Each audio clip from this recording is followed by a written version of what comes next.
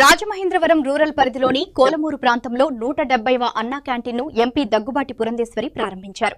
ఈ సందర్భంగా మాట్లాడుతూ పేదల ఆకలి తీర్చే లక్ష్యంతో అన్నా క్యాంటీన్లను విస్తరిస్తున్నామని తెలిపారు. అన్నదానం, నీరు, వైద్యం వంటి సేవలు అత్యంత గొప్పవని పేర్కొన్నారు.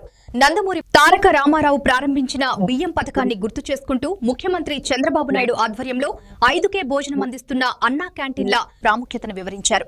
రాష్ట్రంలో ఇప్పటికే 169 క్యాంటీన్లున్నాయని, ఇది 170వదని తెలిపారు. త్వరలో 175 అన్నా క్యాంటీన్లు అందుబాటులోకి వస్తాయని వెల్లడించారు. ఎమ్మెల్యే గోరంట్ల బుచ్చయ్య చౌదరి మాట్లాడుతూ పేదలకు భోజనం అందించడమే లక్ష్యంగా ఈ కార్యక్రమం కొనసాగుతుందని తెలిపారు.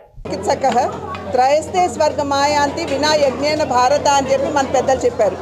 దీని అర్థం ఏమిటంటే ఆకలితో ఉన్న వారికి పట్టేడు అన్నం పెట్టినా, దాహార్తులు ఉంటే వారి దాహార్తిని తీర్చిన, అనారోగ్యంతో బాధపడే వారికి మంచి వైద్యాన్ని అందించిన అటువంటి వారికి స్వర్గద్వారాలు ఎప్పుడు తెరిసే ఉంటాయని చెప్పి పెద్దలు చెప్పినటువంటి మాట. దాన్ని అనుసరించి కనుక మనం ఒక్కసారి ఆలోచించినట్లయితే తప్పకుండా నందమూరి తారక రామారావు గారు ఆ స్వర్గం నుండి మనందరినీ కూడా ఆశీర్వదిస్తున్నారని చెప్పి నేను గట్టిగా విశ్వసిస్తాను. ఎందుకంటే ఇందాక పెద్దలు బుచ్చయ్య చౌదరి గారు చెప్పినట్లుగా ఆకలితో ఉన్నవారి ఆకలిని తీర్చాలి అనేటువంటి ఏకైక సంకల్పంతో నందమూరి తారక రామారావు గారు మరి ఆనాడు 2 రూపాయలకే కిలో బియ్యం పథకాన్ని వారు ప్రవేశపెట్టి ఎందరో ఆకలిని వారు తీర్చినటువంటి నేపథ్యం.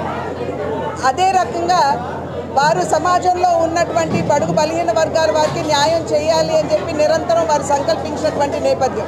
ఇవాళ వారి సిద్ధాంతాలని అనుసరించి ఈ అన్నా క్యాంటీన్లు ఏవైతే రాష్ట్ర వ్యాప్తంగా తెరుస్తున్నారు, ఇప్పటికే రాష్ట్రంలో 169 తెరవబడ్డాయి.